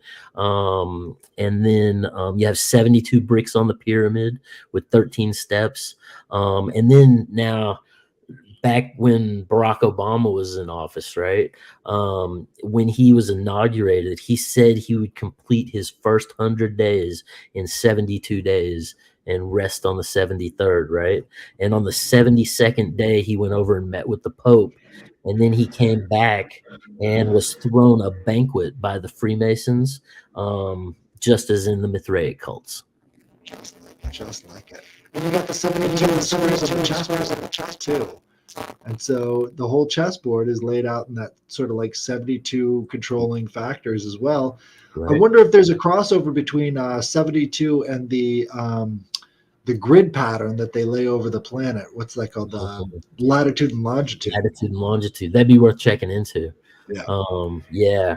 But that it's just interesting how you consistently see this, and like you were saying, in regard to organizing chaos, any of these individuals through the course of time that look to the heavens and bring these patterns down into an organized calendar begin to realize that these numbers are essential in regard to the turning function of the ages, right? Right. It's almost like there's a mathematical function to reality itself. Right. So now the construction of the Washington Monument, it began 72 years after the Declaration of Independence was signed, right? On July 4th, 1848 was when they laid the cornerstone, which was exactly 72 years after July 4th, 1776. Have you Right? looked into some of the other designs that they were going to use for? Yeah. It's Very crazy. Roman kind of getting into like a couple of them look kind of like Pergamon's Gate, and getting into some of those old structures. I think what it was doing though is it reveals the psychology of the people who put it together, and they 100%. knew about these connections, and that's why they chose these different designs, and then ultimately the one they went with, which was far more Egyptian. Yeah. So now the Washington Monument, right? When they laid the cornerstone, the Masons laid the cornerstone with the corn, the wine, and the oil. Basically, the cornerstone was 25,400 pounds, right? And if you add that up, that's an 11, the number of the magician. And then there's this kind of myth that you kind of run across here and there that it's kind of hard to really pin down, but it's in some of the Masonic literature, it's in some of the anti-Masonic literature, but it's basically it was said that the cornerstone had a hollow in it, right? And they basically took a Masonic Bible bound in red thread and put it inside the cornerstone with this magic square that Benjamin Franklin had made, right? And this magic square was a 6x6 square, right? And every way you added it, it equaled 111. And when you added up the whole sum total of it all, it equaled 666, right? Well, there's also the height. The height is like 555 feet, but below the ground, there's another No. So 555 inches, feet, right? And if you convert that to inches, it becomes 6,666 inches, right? And then the base of it is 55 by 55. And when you convert that, it becomes 666 inches by 666 inches, right? And there's supposed to be 666 stairs in the full span of climbing to the top. And I actually tried to get them to let me walk the steps, and they wouldn't let anybody do it. They don't let you do it. Yeah. So, but if you go in the elevator, right, you can, and they won't do it normally, but you can ask them to turn on the light. And as you're going up and down, you can see the blocks from all over the world that they brought in and incorporated into this obelisk. There was one block that they didn't put in, right? That was the one from the Vatican. So the Vatican sent them specially a block that they smashed to pieces and then they put into the Potomac River. Yep. And that would be symbolic of going against altar and crown, you know? Right. Yeah. So, but they wanted these more mystic stones. You know, they've got one from Egypt, they've got one from Scotland, they've got one from the Great Wall of China is even in there. You know, and Right. this. But Go ahead. the stone that the builder rejected, Yeah. that's what they call Jesus. And so Oh, that's having right. that symbol there of the stone that the builder rejected that they threw into the water Right. is very symbolic Oh on yeah. multiple I levels. would say. I would say. Yeah, for sure. But also when you look at it, the obelisk being the phallus of Osiris, right, laying across the little plaza there, and then the capital being Isis's belly with George Washington becoming apotheosized. Um, the father becomes the son, essentially. Right. It's like all the ancient, religions where the father would die, the mother would have the offspring and marry the son as the father. Right. And so the whole of the District of Columbia would be the mother, right? And so all of Yes. these things are sort of born out of the Well, mother. now you have the whole instance of Maryland or Maryland, and you have Artemis or Semiramis on top of the Capitol dome, and she's actually pointing to Maryland. So Well, do you know what the district was called before they changed the name to District of Columbia? Saturnia, Rome. It was called Rome, Maryland, yeah, yeah, because it but was a place of 7 hills. right, and it's called Capitoline Hill, just like Rome. It was Right. originally called Saturnus, just like Rome. So there's all these again connecting back and reinforcing power generators. Bringing these ancient concepts of mythos and astrology into the modern manifestation. You know. Right. Right. So now at the top of the obelisk, it's said to have chiseled in stone Laus Deus, which means glory to God on one side. And then on the other side, it's supposed to say Viva la Baal, which is glory to the Lord. Right. And then I find it interesting that the very tip, where the capstone is on the obelisk itself, right, is actually a forged aluminum pyramid that they put in. Periodically they make a new one and put it up there. But that capstone that's on the pyramid of the obelisk at the tip of Osiris's shaft is the very first thing that the sun will hit when it comes up over the horizon. And that solar energy is supposed to be the force that stimulates the phallus itself to bring the energy of the old ones into this world. Right. Right. And it's been struck by lightning several times. One time specifically in 2016 Right. when all of these riots were going on. Yep. And so was it 2016 or 2020? I think it was It was pretty 2020. recently. It was pretty recently. Yeah. And so it was like right as the whole George Floyd thing was going on. And then you've got that mural of George Floyd that was struck by lightning as well. So it's like somehow there's this renewal, right? Because whenever lightning strikes, it creates these ions that go into the soil and actually create new life out of it. Right. Well, every time you see this happening, it's related to some kind of a human sacrifice as Mm, well.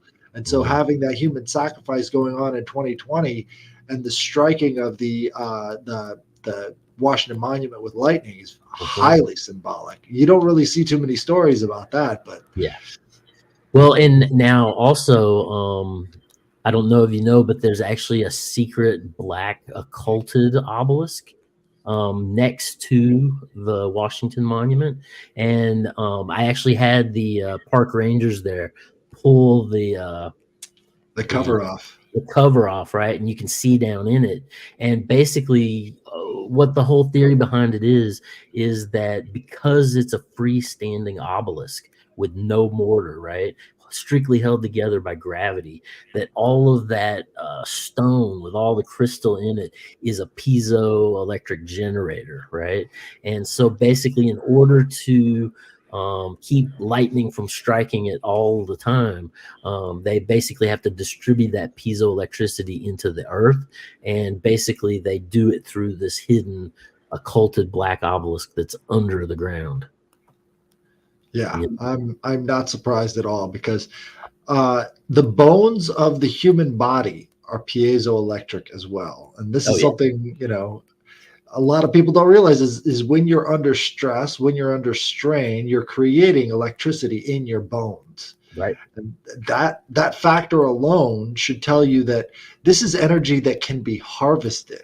And Right. what they're doing is they're looking at you as these batteries, just like sort of the humans are in the Matrix. And Matrix. by that force, they're able to power themselves and power this agenda by getting your attention, getting your stress, getting all these emotions up in Right. arms. But once you're aware that this is going on, it doesn't really have that same power anymore. Effect on you. Uh, Right. Right. I'm Now, reminded of this. Oh, go ahead. no, go ahead. Oh, I was going to say there's this uh, idea of the sugar processing, right? So sugar is also a very Saturnian compound as well. Mm. And so what they would do is they would use bones to purify sugar.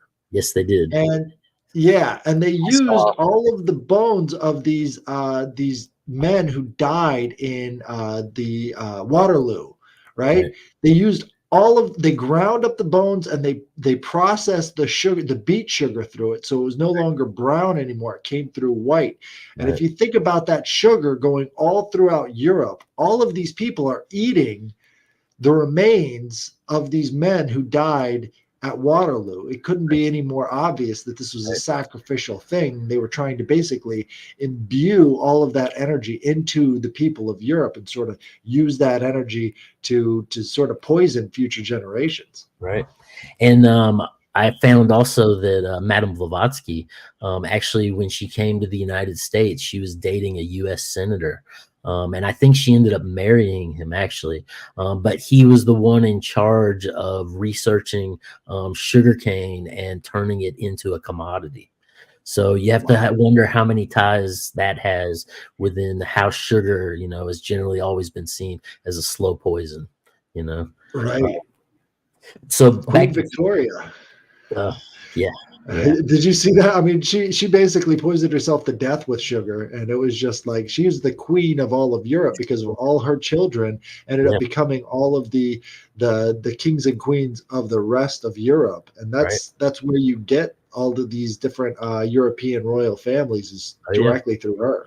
Oh yeah, and the Windsors come from a Germanic line, kind of circling back around to Mary Queen of Scots and that line of orange that's associated with Mary Magdalene coming in, and the Queen Scota going back that far, Right, again, human farming, just straight up. So now Washington D.C. itself, right? Rome as Saturnus, Washington D.C. as Saturnus, both 7 hills, both having Capitol Hill or Capitoline Hill. Rome was a 6x6 square, right? Whereas Washington D.C. is a 60x60 square, right? And then as far as let's see, within the street plans of Washington, D.C., you have the owl right there at the White House, which was the owl was the one bird. Well, the owl is under the Capitol. The Capitol, yeah. That's right. The Capitol. There's a pentagram under the White House. Yes, the pentagram's on the White House, right? But the owl was seen in ancient Persia as the one bird too many. That they basically, it was, the dreaded creature of the night that basically could see in the dark. They said it was made after all the other birds and it was an accident. And then you get into the pentagram over what was it, the Capitol? The White House. The White House. Right. So that pentagram over the White House, when you look at the street layouts, right, you have that missing section of Rhode Island, right? And I don't know if you've read Faust, when Faust, Faust is Goethe, or Goth, but basically when Faust, this magician, alchemist kind of Germanic, summons up Mephistopheles, and basically at one point Mephistopheles just steps out of the circle, and Faust is like, how can you get out? And he's like, oh, if you notice the pentagram, part of the angle is not connected, it's missing, which allows that force to enter into the world, right? So this is an old trope The that's leak. that's been known for The leak. a very long time. Think about the leak in relationship to Washington, D.C. And everything is leaking. Everything is leaking. And the pentagram, right? There's a Faust. But the pentagram of the Pentagon, being the god of war, being Mars, and it basically going in 5 levels with the 5-sided structure. I mean, all these things are dedicated to ancient philosophies and ancient energies in accordance with how they function and what they do. Yeah, man, that whole angle there with Goethe really blew my mind, because they're basically controlling the world with leaks now. Leaks of information, leaks inside the Pentagon, leaks inside the pentagram. Yep. That's so fucking profound. But that's what intelligence does. Right. That's exactly what they do, is they control the world with leaks. Yeah, the underlying dark force, the quote unquote deep state that doesn't exist for how long, and then the New York Times says, oh yeah, there's a deep state, and it's great. And it's awesome. It's great. It's So now the streets of DC, right, were designed by this French visionary who was a Freemason. And it was George Washington that actually asked him to come in and design the street layout of Washington, D.C. Society of Cincinnati member too. Was he? Yeah. He was Pierre Charles Lafont, which what was the guy there with Pizzagate? Elefante? Lafont.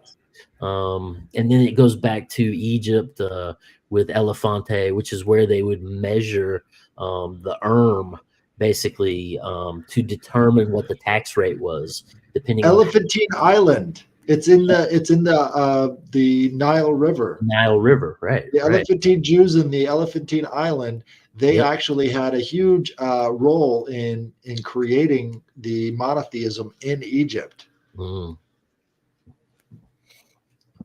So let's see, Pierre Charles Lafont. He was a French volunteer in the American Revolutionary War.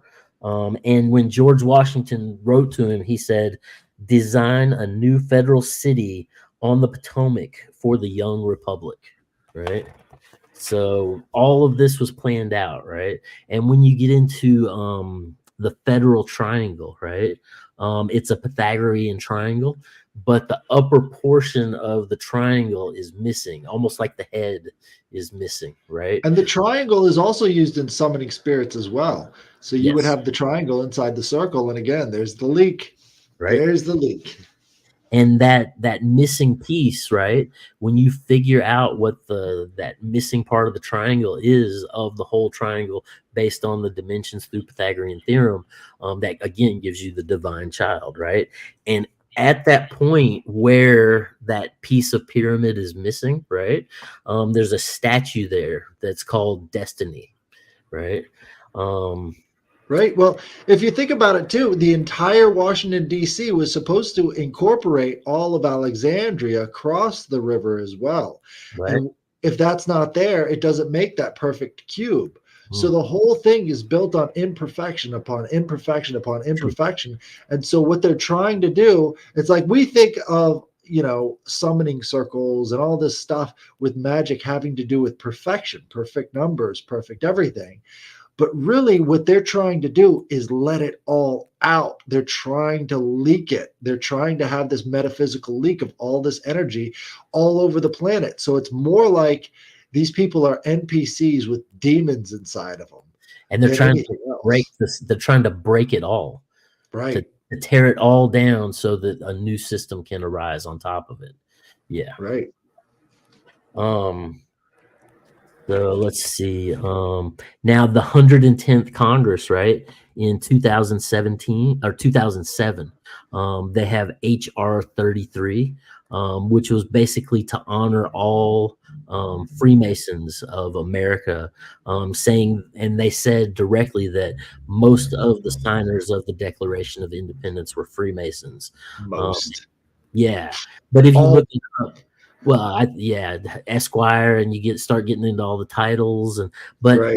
of the 56 delegates that signed it, only 11 are set, outwardly Freemasons, right? Or no, only 9 were Freemasons. But if you add up the 56, you get the 11. Um, but then, when you start getting into this prophecy of Virgil and moving forward, right, and creating this city, echoing coming from ancient Babylon and Phrygia, coming forth into Greece and Rome, coming forth into Washington D.C. When you start looking at the Bible, which the Sibylline prophecy, like we talked about, she was a Hellenistic, Judaistic Christian kind of prophet, right? Um, when you look at Revelation 7:8, it says, "The beast that thou sawest was and was not, and shall ascend out of the bottomless pit and go into perdition. And they that dwell on the earth shall wonder, whose names were not written in the book of life from the foundation of the world, when they behold the beast that was and is not and yet is." So, and that perdition is basically apolia. So, you have this idea of Apollo in the bottomless pit, rising again in line with this Sibylline prophecy of, Apollo ruling again in a new Saturnian age. And in accordance with the Judaic texts, this would be believed to be the Antichrist. Right. Right. Right. And again, this goes back to the Greeks who were occupying and destroying all these different aspects of Hebrew life. And they're Right. like, well, Apollo's got to be the worst. But it's like this guy that represents the Greeks to them probably worshipped Apollo. But, again, it's that Apollo was very popular all over the world. Yeah. You Well, in know, Apollo, you go back to the idea of the great North Island of old during the Saturnian age. And there was some sort of an earth shift and the seasons changed. And these Hyperboreans, they basically came down closer to the equator because the weather had changed. And Apollo was said to bring his medicinal gardens. He brought the apple tree, originally being the Apollo tree. And then you get into the idea that he was both the destructor and the preserver simultaneously. Like you have a lot of these storm gods being, right? But yeah, so I think Apollo was inverted by the Christians and the Judaic philosophies, much like what was I going to say? Oh, Mithras, from the original Mitra, coming from the Indo-Aryan up into the Roman cult. I think that during the time of the Roman cult, as I've said, I think that was inverted as well. So, because they're the highest degree of the Mithraic cult was Saturn, and they called him Patar, or the father, right? And right. and you have all of the aristocratic Romans at the time, the higher families, worshiping Pluto. Right. So these underworld forces were seen to protect, to give power, to Well, help. Pluto itself, the idea there is that he's the god of Earth, and all riches come from the Earth. And Right, so the plutocracy are the ones that have the mines and have the gold, and they're right. pulling it out of the Earth itself. And Yep. so, to understand Pluto, I think you got to look at the Serapis. No, was it Serapis? I think it was Serapis. It The was Egyptian pyramid, this.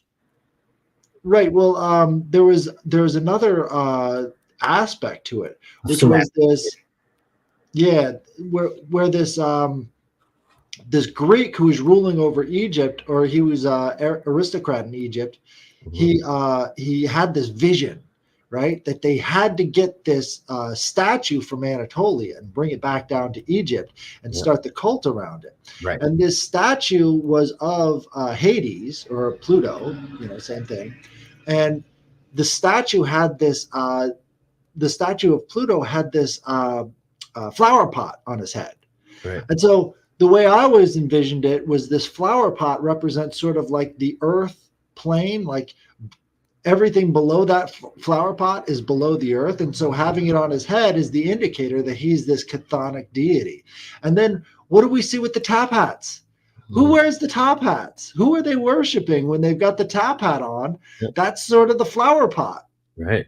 Well, and then you look at the Masons with the one that runs the ceremony with the gavel, basically wears the top hat, and also with the circuses being brothers and Masonic, represent. They first brought out the idea of Solomon and Shiva, not Shiva, but Sheba. Queen of Sheba.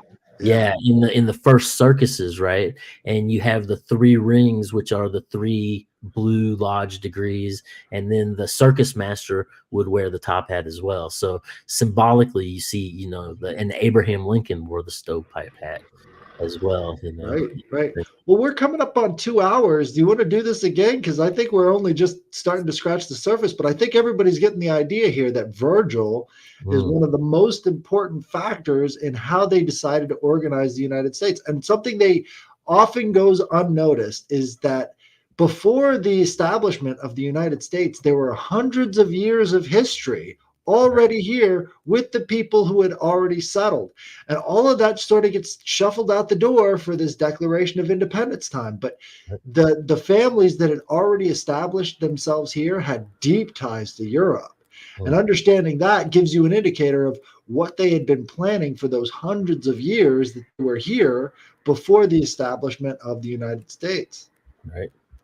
And interestingly, in contrast to the whole thing, in regard to people of the world, the Judaic texts and the Islamic texts and all of these lines coming out of Zoroaster talking about the beginning time and the end time, right? And the projection of the idea of this Antichrist, I think that really it comes down to more cosmic turnings in regard to what is happening. But at the same time, if as above, so below, maybe that's a force generating factor that causes it to materialize on the physical plane in regard to just the natural function of the energy itself. Well, I think that goes back into the nature of Venus itself, right? So Venus being a woman, she has the magnetic property. Right. And so when you're seeing this sun or the star of the morning and star of the evening, what they see is that the magnetic property of Venus sort of like bringing the one to herself, So it's the two bringing the one. Then it's like, this is how it plays out, is that anytime you've got this magic spell and you're creating a sympathy, that's sort of like this feminine force, right? You're drawing it into yourself. Right. And I think that's important to keep in mind too, when it comes to these basically millennia long spells, is that they're hoping that by putting it down and they're creating the path forward, they're using that magnetism to enact an agenda that they've had for centuries now. Yes. Yeah. Well, this has been absolutely amazing. We've got so many people watching. Thank you for joining us, everybody. If you could like and share this video, that would be fantastic. This has been Robbie Marks and the Headless Giant. Thank you very much. We'll see you next time.